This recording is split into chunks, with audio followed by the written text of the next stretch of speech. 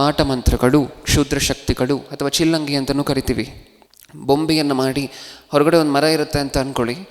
ಆ ಮರ ಒಣಗೋಗ್ತಿದೆ ಅಂತ ಹೇಳಿದ್ರೆ ಆ ಮನೆ ಒಳಗಡೆ ಇರುವಂತಹ ಮನುಷ್ಯನೂ ಸಹ ಏನೋ ಅನಾರೋಗ್ಯ ಸಮಸ್ಯೆ ಬಂದು ಒಣಗೋಗ್ತಾ ಇರ್ತಾನಂತೆ. ಇದನ್ನೇ ಚಿಲ್ಲಂಗಿ ಅಂತ ಕರೆಯುವಂತಹದ್ದು. ಬೊಂಬೆ ಮಾಟ ಅಂತ ಹೇಳಿ ಕರಿತೀವಿ ಇದನ್ನು ಹಳ್ಳಿಗಳ ಕಡೆ. ಹೌದಾ? ಓಕೆ. ಇಷ್ಟಕ್ಕೂ ಇದೆಲ್ಲವೂ ಸಹ ಇದೆಯಾ? ಇದು ಇವತ್ತು ನಾವು ಆಲೋಚನೆ ಮಾಡಲಿಕ್ಕೆ ಹೊರಟಿರುವಂತಹ ವಿಚಾರ. ಮಾಟ ಮಂತ್ರಗಳು, ಕ್ಷುದ್ರ ಶಕ್ತಿಗಳು, ಮೋಹಿನಿ, ಢಾಕಿಣಿ, ಇಷ್ಟಕ್ಕೂ ಕಾಡಲ್ಲಿ ಹೋಗಿ ಮಾಟ ಮಂತ್ರಿಕರು ಕೂತಿರ್ತಾರೆ. ಸುತ್ತ ಬುರುಡೆಗಳನ್ನು ಅದನ್ನು ಇದನ್ನು ನಿಂಬೆಹಣ್ಣು ಇನ್ನೊಂದನ್ನು ಇಟ್ಕೊಂಡು ಕೂತಿರ್ತಾರೆ. ಏನು ಮಾಡ್ತಿದ್ದೀರಾ ಅಂತ ಕೇಳಿ, ವಶಪಡಿಸ್ಕೊಳ್ತಿದ್ದೀನಿ ಅಂತಾರೆ. ಯಾರನ್ನ ಅಂತ ಕೇಳಿ, ಕ್ಷುದ್ರ ಶಕ್ತಿಗಳನ್ನು ಅಂತಾರೆ. ಯಾರು ಈ ಕ್ಷುದ್ರ ಶಕ್ತಿಗಳು? ನಿಮ್ಮ ಫ್ರೆಂಡ್ಸಾ ಅಂತ ಕೇಳಿ, ಇಲ್ಲ ಮೋಹಿನಿ, ಶಾಕಿನಿ, ಢಾಕಿನಿ, ಕಾಶ್ಮೋರ ಅಂತಾರೆ. ಅದನ್ನು ವಶಪಡಿಸ್ಕೊಂಡ್ರೆ ನಿಮ್ಗೇನು ಬರುತ್ತೆ ಅಂತ ಕೇಳಿ, ಅದನ್ನು ವಶಪಡಿಸ್ಕೊಂಡ್ರೆ ನಾನು ಏನು ಹೇಳ್ತೀನೋ ಅವೆಲ್ಲವೂ ಸಹ ಅದನ್ನು ಮಾಡುತ್ತೆ. ಎರಡನೇ ಭಾಗದಲ್ಲಿ ನಾವು ನೋಡಿದಂತಹ ದೆವ್ವಗಳು ಬೇರೆ, ಮೂರನೇ ಭಾಗದಲ್ಲಿ ವಶ ಪಡುವಂತಹ ದೆವ್ವಗಳು ಇದೆಯಾ ಅಂತ ಮಾತಾಡ್ಕೊಳ್ತಿದ್ದೀವಿ. ಅಂದರೆ ಮನುಷ್ಯನಿಗೆ ಆ ಶಕ್ತಿ ಇದೆಯಾ? ದೆವ್ವಗಳನ್ನು ಸಹ ವಶಪಡಿಸ್ಕೊಂಡು ತನಗಿಷ್ಟ ಬಂದಿರುವಂಥ ಕೆಲಸಗಳನ್ನು ದೆವ್ವಗಳ ಕೈಯಲ್ಲಿ ಮಾಡಿಸುವಂತಹ ಅಥವಾ ಕ್ಷುದ್ರ ಶಕ್ತಿಗಳ ಕೈಯಲ್ಲಿ ಮಾಡಿಸುವಂತಹ ಶಕ್ತಿ ಇದೆಯಾ ಮನುಷ್ಯರಿಗೆ ಅನ್ನುವಂತಹದನ್ನು ಇಲ್ಲಿ ನೋಡ್ತಿದ್ದೀವಿ. ಮಾಟ ಮಂತ್ರ ಮಾಡುವಂಥ ಶಕ್ತಿ ಇದೆಯಾ ಅದನ್ನು ಇಲ್ಲಿ ನೋಡ್ತಿದ್ದೀವಿ. ನಿಮಗೇನು ಅನಿಸುತ್ತೆ? ಇದೆಯಾ ಮಾಟ ಮಂತ್ರ? ಇಲ್ವಾ? ಇದೆಯಾ ಮಾಟ ಮಂತ್ರ? ಇದೆಯಾ? ಮಾಟ ಮಂತ್ರ ಮಾಡಿದ್ರೆ ನಡೆಯುತ್ತಾ? ಮತ್ತು ಸಾಕಷ್ಟು ಜನ ಹೇಳುವಂತಹದ್ದು ನೀವು ನೋಡಿದ್ದೀರ ಅಲ್ವಾ? ಏನೋ ಮಾಡಿಸಿದ್ದಾರೆ ಬ್ರದರ್, ಕರೆಕ್ಟಾಗಿ ದುಡಿದೇ ಇರುವಂತಹ ಕಾರಣದಿಂದ ಸಾಲ ಜಾಸ್ತಿ ಆಗಿರುತ್ತೆ. ಸಾಲ ಜಾಸ್ತಿಯಾಗಿ ಕಷ್ಟದಲ್ಲಿ ಬಿದ್ದಿರ್ತಾರೆ. ಈಗ ಯಾರಾದರೂ ಬಂದು ಪ್ರಶ್ನೆ ಕೇಳಿದ್ರೆ ಏನಂತ ಹೇಳುವಂತಹದ್ದು? ಏನೋ ಮಾಡಿಸಿದ್ದಾರೆ ಬ್ರದರ್. ಏನಾದರೂ ಮಾಡಿಸಿದ್ರೆ ಯಾರಾದರೂ, ನಾವು ಕಷ್ಟಪಟ್ಟು ದುಡಿದೇ ಕಷ್ಟಕ್ಕೆ ಬಿದ್ದರೆ ಯಾರಾದರೂ ಏನಾದರೂ ಮಾಡಿಸಿರುವಂತಹದ್ದಾಯಿತು? ನಿಜ ಮಾಟ ಮಂತ್ರ ಇದೆ ಅಂತ ಸ್ವಲ್ಪ ತಂದ್ಕೊಳ್ಳೋಣ. ಯಾಕೆಂದರೆ ಲೈವಲ್ಲೂ ತುಂಬ ಜನ ನೋಡ್ತಿರೋದ್ರಿಂದ ಈ ಸಂದೇಶವನ್ನು ಮೊದಲನೇ ಬಾರಿಗೆ ಮಾಟ ಮಂತ್ರ ಇದೆ ಅಂತ ಸ್ವಲ್ಪ ತಂದ್ಕೊಳ್ಳೋಣ. ಏನೇನು ಮಾಡ್ಬೋದು ಮಾಟ ಮಂತ್ರ ಇದ್ದರೆ? ಮಾಟ ಮಂತ್ರಕ್ಕೆ ನಿಜವಾಗ್ಲೂ ಆ ಶಕ್ತಿ ಇದ್ದರೆ ಆ ಮಾಟ ಮಂತ್ರದವರು ಏನೇನು ಮಾಡ್ಬೋದು? ಏನು ಬೇಕಾದರೂ ಮಾಡ್ಬೋದಲ್ವ? ಕೂತಿರುವಂತಹ ಜಾಗದಲ್ಲಿ ಯಾರನ್ನು ಬೇಕಾದರೂ ಕೊಲ್ಬೋದಲ್ವ? ಯಾರನ್ನು ಬೇಕಾದರೂ ಹಿಂಸೆ ಪಡಿಸ್ಬೋದಲ್ವ? ರಾಜೀವ್ ಗಾಂಧಿ ಯಾರು? ನಮ್ಮ ಮಾಜಿ ಪ್ರಧಾನಮಂತ್ರಿಗಳು, ಲೇಟ್, ಹೌದಲ್ವ? ಈಗ ಈ ಪ್ರಧಾನಮಂತ್ರಿಯನ್ನು ಹೆಂಗೆ ಕೊಂದರು ಅಂತ ಹೇಳಿ ಯೋಚನೆ ಮಾಡಿ ನೋಡಿ ಒಂದ್ಸಾರಿ. ಹೆಂಗೆ ಕೊಂದರು? ಬಾಂಬ್ ಬಿಟ್ಟು ಒಂದು ಚಿಕ್ಕ ಹುಡುಗಿ, 18-20 ವರ್ಷದ ಹುಡುಗಿ ಮುಂದೆ ಬಂದು ಮಾನವ ಬಾಂಬನ್ನು ಕಟ್ಕೊಂಡು ಕಾಲಿಗೆ ಬೀಳುವಂತಹ ನೆಪದಲ್ಲಿ ಪ್ರೆಸ್ ಮಾಡಿದ್ರು, ಹೌದಲ್ವ? ಹತ್ರ ಬಂತು. ಹಿಂಗೆ ಕೊಲ್ಲಬೇಕಾಗಿ ಬಂತು ರಾಜೀವ್ ಗಾಂಧಿಯನ್ನು. ಇದೆಲ್ಲ ಬೇಕಾ ಇಷ್ಟಕ್ಕೂ? ಇದೆಲ್ಲ ಬೇಕಾ ಇಷ್ಟಕ್ಕೂ? ಮಾಟ ಮಂತ್ರ ಅನ್ನುವಂತಹದ್ದಿದ್ರೆ ಇದೆಲ್ಲವೂ ಬೇಕು ಅಂತ ನಿಮಗೆ ಅನಿಸುತ್ತೆ? ಒಂದು ಕಡೆ ಕೂತ್ಕೊಂಡು ಒಂದು ರೂಮಲ್ಲಿ ಇಷ್ಟಕ್ಕೂ ಆ ಹುಡುಗಿ ಸುಮ್ಮನೆ ಬರೋದಿಲ್ಲ ಕೊಲ್ಲಬೇಕು ಅಂತ ಹೇಳಿ. ಆ ಹುಡುಗಿ ಹತ್ರ ಮಾತಾಡಿ ಆ ಹುಡುಗಿಯ ಮೈಂಡ್ ಡೈವರ್ಟ್ ಮಾಡಿ ಆ ಹುಡುಗಿಯ ಮನೆಯವರಿಗೆ ಇಷ್ಟು ಕೋಟಿ ರೂಪಾಯಿ ಕಾಂಪನ್ಸೇಷನ್ ಕೊಡ್ತೀವಿ ನೀನು ಕೆಲಸ ಮಾಡಿ ಮುಗಿಸಿದ್ರೆ ಅಂತೆಲ್ಲ ಆಸೆ ತೋರಿಸಿರ್ತಾರೆ. ಇದೆಲ್ಲ ಬೇಕಾ? 2 ಲಕ್ಷ ರೂಪಾಯಿ ಅದು ಯಾರೋ ದೊಡ್ಡ ಮಾಟ ಮಂತ್ರವಾದಿ ಯಾರಿದಾನೋ ದೇಶದಲ್ಲಿ ಅವರನ್ನು ಕರೆದು ಅವನೊಂದು ರೂಮಲ್ಲಿ ಕೂರಿಸ್ಬಿಟ್ಟು ನಿನಗೆ ಎಷ್ಟು ಬುರುಡೆ ಬೇಕು, ಎಷ್ಟು ನಿಂಬೆಹಣ್ಣು ಬೇಕು ಅಂತ ಹೇಳಿ ಕೇಳಿಬಿಟ್ಟು ಅವನಿಗೆ ಬೇಕಾಗಿರುವಂಥ ಐಟಮ್ಸನ್ನೆಲ್ಲ ಕೊಟ್ಬಿಟ್ಟು ಸರಿ ಮಾಟ ಮಂತ್ರ ಮಾಡು, ಪ್ರೈಮ್ ಮಿನಿಸ್ಟರನ್ನು ಕೊಂದ್ಬಿಡು ಅಂತ ಹೇಳಿದರೆ ಆ ಕಾಲದಲ್ಲಿ 2 ಲಕ್ಷದಲ್ಲಿ ಆಗೋಗ್ತಿತ್ತಲ್ವ ಕೆಲಸ? ಬೇಡ 10 ಲಕ್ಷ ತೊಗೊಂಡ್ಲಿ ಆಗೋಗ್ತಿತ್ತಲ್ವ ಕೆಲಸ? ಕೇಸ್ ಇಲ್ಲ, ಪೊಲೀಸ್ ಕೇಸ್ ಇಲ್ಲ, ಇನ್ವೆಸ್ಟಿಗೇಷನ್ ಇಲ್ಲ. ಯಾಕೆ? ಎಲ್ಲೋ ಒಂದು ಮೂಲೆಯಲ್ಲಿ ಕುತ್ಕೊಂಡು ಮಾಟ ಮಂತ್ರ ಮಾಡಿ ಇಲ್ಲಿರುವಂತಹ ಪ್ರಧಾನಿಯನ್ನು ಮುಗಿಸಿದಾನೆ. ಕೇಸ್ ಇದೆಯಾ?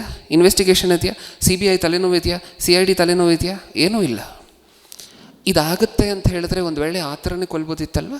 ಯಾರನ್ನಾದರೂ ಒಬ್ಬ ಮನುಷ್ಯ ಹಾನಿ ಮಾಡಬೇಕು, ಕೊಲ್ಲಬೇಕು ಅಂತ ಅಂದ್ಕೊಂಡ್ರೆ ಆ ಥರ ಕೊಲ್ಬೋದಾಗಿತ್ತಲ್ವ? ಇಂದಿರಾ ಗಾಂಧಿ ಇವ್ರನ್ನ ಹೆಂಗೆ ಕೊಂದರು? ಶೂಟ್ ಮಾಡಿ ಎಷ್ಟು ಸುಮಾರು ಬುಲೆಟ್ಗಳು ತನ್ನ ಆಕೆಯ ಮೈಯಲ್ಲಿತ್ತು, ಅಷ್ಟೊಂದು ಸಾರಿ ಫೈರ್ ಮಾಡಿದರು, ಯಾವುದಲ್ಲ? ಗಾರ್ಡೇ, ಕಾಪಾಡುವಂಥ ಒಬ್ಬ ಗಾರ್ಡ್ ಮಾಡಿದಂಥ ಕೆಲಸ. ನಿಜಾನ? ಇಷ್ಟಕ್ಕೂ ಗನ್ ಏನಕ್ಕೆ ಮಾಟ ಮಂತ್ರ ಇದ್ದರೆ? ಗನ್ ಬೇಕಾ ಮಾಟ ಮಂತ್ರ ಇದ್ದರೆ? ಬಾಂಬ್ ಬೇಕಾ? ಬಾಂಬ್ನ ಅವಶ್ಯಕತೆ ಇದೆಯಾ? ಇಷ್ಟಕ್ಕೂ ರೀಸೆಂಟಾಗಿ ಬಡ್ಜೆಟ್ ಬಂತಲ್ವಾ, ಸುಮಾರು 106 ಕೋಟಿ ಅಲೋಕೇಟ್ ಆಗಿದೆ ಡಿಫೆನ್ಸ್ಗೋಸ್ಕರ. ಭಾರತ ದೇಶದ ಡಿಫೆನ್ಸ್ಗೋಸ್ಕರ 106 ಕೋಟಿ ಅಲೋಕೇಟ್ ಆಗಿದೆ. ನೀವು ಅದನ್ನು ನೋಡಿದಾಗ ಒಂದು ಸರಿ ಯೋಚನೆ ಮಾಡಿ ನೋಡಿ. ಡಿಫೆನ್ಸ್ ಏನಕ್ಕೋಸ್ಕರ ಬೇಕು? ಡಿಫೆನ್ಸ್ ಅನ್ನುವಂತಹದ್ದು, ಡಿಫೆನ್ಸ್ ಅಂದರೆ ರಕ್ಷಣೆ ವ್ಯವಸ್ಥೆ, ಆರ್ಮಿ, ನೇವಿ, ಏರ್ಫೋರ್ಸ್ ಎಲ್ಲ ಏನಿದೆ ಇದಕ್ಕೋಸ್ಕರ ಬಡ್ಜೆಟಲ್ಲಿ ಇಷ್ಟು ಕೋಟಿ ಅಂತ ಹೇಳಿ ಎತ್ತಿಟ್ಟಿದ್ದಾರೆ. ಏನಕ್ಕೋಸ್ಕರ? ಚೈನಾದವರು, ಪಾಕಿಸ್ತಾನವರು ಅಥವಾ ಇನ್ನೊಂದು ದೇಶದವರು ನಮ್ಮ ಮೇಲೆ ಬಿದ್ದರೆ ನಮ್ಮನ್ನು ನಾವು ಕಾಪಾಡ್ಕೊಳ್ಲಿಕ್ಕೋಸ್ಕರ ಮಿಸೈಲ್ಗಳು ಬೇಕು, ರಾಕೆಟ್ಗಳು ಬೇಕು, ಬಾಂಬ್ಗಳು ಬೇಕು, ಅದು ಅಂತ ಹೇಳಿ ಈ ಸಿದ್ಧತೆಗೋಸ್ಕರ ಎತ್ತಿಟ್ಟಿರುವಂತಹ ಅಮೌಂಟ್ ಅದು. ಮಾಟ ಮಂತ್ರ ಇದ್ದರೆ ಒಂದು ವೇಳೆ ಈ ಸಿದ್ಧತೆಗಳು ಬೇಕಾ? ಬೇಡ ಅಲ್ವಾ? ಅಷ್ಟೊಂದು ಕೋಟಿ ಏನಕ್ಕೋಸ್ಕರ ಬಡ್ಜೆಟ್ಟಲ್ಲಿ? 3 ಲಕ್ಷ ಅಥವಾ 3 ಕೋಟಿ ಅಥವಾ 30 ಕೋಟಿ 300 ಕೋಟಿ ಎಷ್ಟು ಕೇಳ್ತಾನೋ ಅಷ್ಟು ಮಂತ್ರವಾದಿ, ಅಷ್ಟನ್ನು ಮಂತ್ರವಾದಿ ಕೊಟ್ಟರೆ ಪಕ್ಕದಲ್ಲಿರುವಂಥ ಚೈನಾ ದೇಶಕ್ಕೆ ಎಲ್ಲರಿಗೂ ರೋಗ ಬಂದು ಒಂದೇ ಸರಿ ಹೋಗುವಂತೆ ಮಾಡ್ಬೋದಾ ಇಲ್ವಾ? ಮಾಡ್ಬೋದಾ? ಈ ಕಡೆ ಪಾಕಿಸ್ತಾನವ್ರು ಯುದ್ಧ ಮಾಡ್ಲಿಕ್ಕೆ ಬರ್ತಿದ್ದಾರೆ ಅಂತ ಅಂದ್ಕೊಳ್ಳಿ. ಪಾಕಿಸ್ತಾನಲ್ಲಿರುವಂಥ ಎಲ್ಲ ಸೈನಿಕರು, ಆರ್ಮಿ ಜನರಲು, ಚೀಫು ಯಾರ್ಯಾರಿದ್ದಾರೋ ಎಲ್ಲರಿಗೂ ಸಹ ಏನು ವಿಚಿತ್ರವಾಗಿರುವಂತಹ ರೋಗ, ಯೋಚನೆ ಮಾಡ್ಲಿಕ್ಕಾಗ್ತಿಲ್ಲ, ಏನು ಮಾಡ್ಲಿಕ್ಕಾಗ್ತಿಲ್ಲ, ಎಲ್ಲರೂ ನಿಂತಿರುವಂತಹ ಜಾಗದಿಂದ ಮಲ್ಕೊಬಿಟ್ರು, ಎದ್ದೇಳಲಿಕ್ಕೆ ಆಗ್ತಿಲ್ಲ ಅಂತ ಅಂದ್ಕೊಳ್ಳಿ. ಯುದ್ಧಕ್ಕೆ ಬರ್ತಾರೆ ಯಾರಾದರೂ? ಇಲ್ಲ. ಮಾಡಲಿಕ್ಕಾಗುತ್ತಾ ಅದು? ಒಂದು ವೇಳೆ ಆದರೆ ಆ ಸನ್ನಿವೇಶಗಳಲ್ಲಿ ಆ ಲೆವೆಲಲ್ಲಿ ಏನಕ್ಕೋಸ್ಕರ ಆಗೋದಿಲ್ಲ? ಯೋಚನೆ ಮಾಡಿ ನೋಡಿ ಒಂದು ಸಾರಿ. ಎಷ್ಟು ಬೇಕಾದರೂ ಕೊಡ್ಲಿಕ್ಕೆ ಸಿದ್ಧ ಅಲ್ವಾ? MLA ಎಲೆಕ್ಷನ್ಗೆ ನಿಂತ್ಕೊಳ್ತಿದ್ದಾರೆ ಅಂತ ಅಂದ್ಕೊಳ್ಳಿ. MLA ಎಲೆಕ್ಷನ್ಗೆ ಕೋಟಿಗಳು ಗಟ್ಟಲೆ ಖರ್ಚು ಮಾಡ್ತಾರೆ ಗೊತ್ತಾ? 100 ಕೋಟಿ. ಇನ್ನೂ ಕೆಲವು ಕ್ಷೇತ್ರಗಳಲ್ಲಿ ಇಂಪಾರ್ಟೆಂಟ್ ಆಗಿರುವಂಥ ಕ್ಷೇತ್ರ 100, 200, 300, 400, 500 ಕೋಟಿ ಖರ್ಚು ಮಾಡ್ತಾರೆ ಬರೀ MLA ಎಲೆಕ್ಷನ್ಗೋಸ್ಕರ. 400, 500 ಕೋಟಿ ಖರ್ಚು ಮಾಡಬೇಕಾ? ಎಷ್ಟು ಕೊಟ್ಟರೆ ಸಾಕು ಮಂತ್ರವಾದಿಗೆ? ಅಪೋಸಿಷನನ್ನು ಕೊಂದುಬಿಡ್ಲಿಕ್ಕೆ ಮಠ ಮಂತ್ರ ಮಾಡಿ ಎಷ್ಟು ಕೊಟ್ಟರೆ ಸಾಕು? ಅವ್ನು ಕೂತಿರುವಂತಹದೇ ಕಾಡಲ್ಲಿ ಮಂತ್ರವಾದಿ ಪಾಪ ಅಲ್ವಾ? 1 ಕೋಟಿ ಕೊಟ್ಟರೆ ಜೀವನ ಸೆಟ್ಲ್, 1 ಕೋಟಿ ಕೊಡಿ ಅಂತಾನೆ. 1 ಕೋಟಿ ಕೊಟ್ಟು ಮುಗಿಸುವಂತಹದ್ದೊಳ್ಳೆದ 450, 500 ಕೋಟಿ ಖರ್ಚು ಮಾಡಬೇಕಾ ಅಲ್ವಾ? ಇಷ್ಟನ್ನು ಯೋಚನೆ ಮಾಡ್ತಿಲ್ಲ ನಾವು ಮನುಷ್ಯರಾಗಿ. ಅದೂ ಅಲ್ಲದೆ ಮಾಟ ಮಂತ್ರ ಇದೆ ಅನ್ನುವಂಥ ಕನ್ಕ್ಲೂಷನ್ಗೆ ಬಂತು. ನಮಗೆ ಯಾರೋ ಮಾಡಿಸ್ಬಿಟ್ಟಿದ್ದಾರೆ ಬ್ರದರ್, ಏನೋ ಮಾಡಿಸ್ಬಿಟ್ಟಿದ್ದಾರೆ ಬ್ರದರ್ ಮಾಟ ಮಂತ್ರ. ಇದ್ದರೆ ಒಂದು ವೇಳೆ ಇಲ್ಲೆಲ್ಲ ವರ್ಕ್ ಆಗಬೇಕಲ್ವ? ಕಷ್ಟಪಡುವಂಥ ಅವಶ್ಯಕತೆ ಇಲ್ಲ. ಮಾಟ ಮಂತ್ರ ಇದ್ದರೆ ಇನ್ನೊಬ್ಬರನ್ನು ಸೋಲಿಸಬೇಕಾದ್ರೆ, ಮುಳುಗಿಸ್ಬೇಕಾದ್ರೆ, ಕೊಲ್ಲಬೇಕಾದ್ರೆ ಕಷ್ಟಪಡುವಂಥ ಅವಶ್ಯಕತೆ ಇಲ್ಲ. ಇವರು ಎಲೆಕ್ಷನ್ಗೆ ಇಷ್ಟೊಂದು ಏನಕ್ಕೋಸ್ಕರ ಕ್ಯಾನ್ವಾಸ್ಗಳು ಮಾಡಬೇಕು? ಆರಾಮಾಗಿ ನೆಮ್ಮದಿಯಲ್ಲಿ ಮನೇಲಿ ಕೂತ್ಕೊಂಡು ಒಬ್ಬ ಮಾಟ ಮಂತ್ರವಾದಿಯನ್ನು ಹೈಯರ್ ಮಾಡಿದ್ರೆ ಮುಗ್ದೋಯ್ತಲ್ವ? ದೇವ್ರೇನಂತಿದ್ದಾರೆ ಇಷ್ಟಕ್ಕೂ ಮಾಟ ಮಂತ್ರಿಕರಿಗೆ? ಒಂದು ಸರಿ ನೋಡೋಣ. ಯಾಕೆಂದರೆ ಸತ್ಯವೇದ ಬ್ರದರ್ ನೀವು ಮಾಟ ಮಂತ್ರ ಇಲ್ಲ ಅಂತೀರ, ಸತ್ಯವೇದದಲ್ಲಿ ಸಾಕಷ್ಟು ಸಾರಿ ಮಾಟ ಮಂತ್ರಿಕರು ಅಂತ ಬರೆಸಿದಾರಲ್ವಾ ಅನ್ನುವಂತಹ ಡೌಟ್ ಇರುತ್ತೆ ಸಾಕಷ್ಟು ಜನರಿಗೆ. ನೋಡೋಣ ಒಂದು ಸಾರಿ. ಯೆಶಾಯನ ಗ್ರಂಥ 47ನೇ ಅಧ್ಯಾಯ. ಮಾಟ ಮಂತ್ರಿಕರಿಗೂ ಸಹ ದೇವರು ಚಾಲೆಂಜ್ ಕೊಡ್ತಿದ್ದಾರೆ. ದೇವರು ಒಂದು ಚಾಲೆಂಜ್ ಮಾಡ್ತಿದ್ದಾರೆ. ನನ್ನ ಮಾಟ ಮಂತ್ರ ಬರುತ್ತೆ ಅಂತ ಹೇಳಿ ಯಾರಾದರೂ ಹೇಳ್ಕೊಂಡ್ರೆ, ಅಥವಾ ಮಾಟ ಮಂತ್ರದವ್ರ ಹತ್ರ ನಾನು ಹೋಗಿ ನನ್ನ ಸಮಸ್ಯೆ ಬಗೆಹರಿಸ್ಕೊಳ್ತೀನಿ ಅಂತ ಯಾರಾದರೂ ಅಂದ್ಕೊಳ್ರೆ, ಅವ್ರಿಗೆಲ್ಲ ದೇವರು ಮಾಡ್ತಿರುವಂಥ ಚಾಲೆಂಜನ್ನು ಒಂದು ಸಾರಿ ನೋಡಿ. 47:11. ಹೀಗಿರಲು ನೀನು ಮಂತ್ರಿಸಿ ನಿವಾರಿಸಲಾರದ ಕೇಡು ನಿನಗೆ ಸಂಭವಿಸುವುದು, ನೀನು ಪರಿಹರಿಸಲಾಗದ ವಿಪತ್ತು ನಿನ್ನ ಮೇಲೆ ಬೀಳುವುದು. ಹೀಗಿರಲು ನೀನು ಮಂತ್ರಿಸಿ ನಿವಾರಿಸಲಾಗದ ಕೇಡು ನಿನಗೆ ಸಂಭವಿಸುವುದು. ಏನಂತಿದ್ದಾರೆ ದೇವರು? ಒಂದು ವೇಳೆ ಯಾರಾದರೂ ನನಗೆ ಮಾಟ ಮಂತ್ರ ಮಾಡುವಂಥ ಶಕ್ತಿ ಇದೆ ಅಂತ ಅಂದ್ಕೊಂಡ್ರೆ, ಅಥವಾ ಇನ್ನೊಬ್ಬ ವ್ಯಕ್ತಿ ನನಗೆ ಸಮಸ್ಯೆ ಬಂದಿದೆ, ನಾನು ಮಾಟ ಮಂತ್ರದವರ ಹತ್ರ ಹೋಗಿ ಬಗೆಹರಿಸ್ತೀನಿ ಅಂತ ಅಂದ್ಕೊಂಡ್ರೆ, ದೇವರು ಏನಂತಿದ್ದಾರೆ ಗೊತ್ತಾ? ಏನಂತಿದ್ದಾರೆ? ನೀನು ಮಂತ್ರಿಸಿ ನಿವಾರಿಸಲಾಗದಂತಹ ಕೇಡು ನಿನ್ನ ಮೇಲೆ ಬರಮಾಡ್ತೀನಿ. ಅಂದರೆ ನಾನು ಕೇಡನ್ನ ಬರಮಾಡಿದ್ರೆ ನಿನ್ನ ಮಂತ್ರ ಅದನ್ನೇನು ಮಾಡೋದಿಲ್ಲ, ನಿನ್ನ ಮಾಟ ಏನು ಮಾಡೋದಿಲ್ಲ, ಕೇಡನ್ನು ತಡೆಯೋದಿಲ್ಲ. ತಡೆಯುವಂಥ ಶಕ್ತಿ ನಿನ್ನ ಮಾಟ ಮಂತ್ರಕ್ಕೆ ಇಲ್ಲ. ಅದೇ ಅಲ್ವಾ ಅದರ ಅರ್ಥ? ನೀನು ಮಂತ್ರಿಸಿ ನಿವಾರಿಸಲಾಗದೇ ಇರುವಂಥ ಕೇಡನ್ನು ನಿನ್ನ ಮೇಲೆ ಬರಮಾಡ್ತಿದ್ದೀನಿ. ನೆಕ್ಸ್ಟ್, ನೀನು ಪರಿಹರಿಸಲಾಗದ ವಿಪತ್ತು. ಈ ಸ್ವಲ್ಪ ಜನ ಯಾರು ಹೇಳ್ತಾರೆ ಅಂತ ಅಂದ್ಕೊಳ್ಳಿ, ಮಾಟ ಮಂತ್ರದವರ ಹತ್ರ ಹೋದರು, ಸರಿ ಈ ಥರ ಒಂದು ಶಕ್ತಿ ಇದಕ್ಕೋಸ್ಕರ ಹೋರಾಡ್ತಿದೆ, ಅದಕ್ಕೇನು ಮಾಡಬೇಕು? ಶಾಂತಿ ಮಾಡಬೇಕು. ಅದಕ್ಕೇನು ಮಾಡಬೇಕು? ಹೋಮ ಮಾಡಬೇಕು. ಅದಕ್ಕೆ ಪರಿಹಾರಕ್ಕೆ ಏನು ಮಾಡಬೇಕು? ಶಾಂತಿ ಮಾಡಬೇಕು. ಪರಿಹಾರಕ್ಕೆ ಏನು ಮಾಡಬೇಕು ಅಂತ ನೀವು ಕೇಳ್ತೀರಲ್ವ? ಸಾಕಷ್ಟು ಜನ ಪ್ರಶ್ನೆ ಕೇಳ್ತಾರಲ್ವ, ಮಾಟ ಮಂತ್ರದ ಹತ್ರ, ಜೋಯಿಸರ ಹತ್ರ ಕೇಳ್ತಾರಲ್ವ, ಇದು ಪರಿಹಾರ ಆಗಬೇಕಂದ್ರೆ, ಈ ಗಂಡಾಂತರ ಹೋಗ್ಬೇಕಂದ್ರೆ, ಈ ಕಷ್ಟ ಹೋಗ್ಬೇಕಂದ್ರೆ ಏನು ಮಾಡಬೇಕು? ಬೈಬಲ್ ಏನು ಹೇಳ್ತಿದೆ ಗೊತ್ತಾ? ಪರಿಹರಿಸಲಿಕ್ಕಾಗದೇ ಇರುತ್ತೆ ನಾನು ತರುವಂತಹ ಕೇಡು. ದೇವರು ಕೊಡ್ತಿರುವಂತಹ ಚಾಲೆಂಜ್ ಇವರಿಗೆ. ನೀನು ಮಂತ್ರಿಸಿ ನಿವಾರಿಸಲಾಗದೇ ಇರುವಂಥ ಕೇಡನ್ನು ಬರಮಾಡ್ತೀನಿ.